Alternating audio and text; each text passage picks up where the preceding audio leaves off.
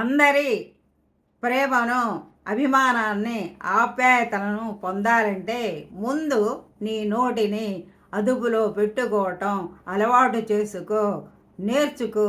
అప్పుడే అందరూ నిన్ను ప్రేమతో, ఆప్యాయంగా, ఆదరణగా పలకరిస్తారు, గౌరవిస్తారు. నువ్వు బాగుంటావు, వాళ్ళు బాగుంటారు. ఇట్లా అండి, మన పలకరింపుల్లోనే ఉన్నది మన బంధుత్వం కానీ, బంధాలు కానీ.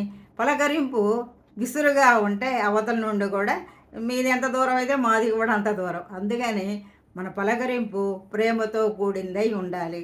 ఇష్టం లేదనుకోండి, మౌనంగా ఉండండి అంతే. అంతేగాని ఈర్ష్య ద్వేషాలతో మనసు నింపుకొని మనసులు పాడు చేసుకోకండి. ఎప్పుడైతే అన్నీ వదిలిపెట్టేస్తామో, వదిలిపెట్టేసి వదలటం అంటే ఏంటి? చెడును వదలటం, మంచిని పెంచుకోవటం. అది ఎప్పుడైతే మనం నేర్చుకుంటామో మనం బాగుంటాం, ఎదుటి వాళ్ళు కూడా బాగుంటారు.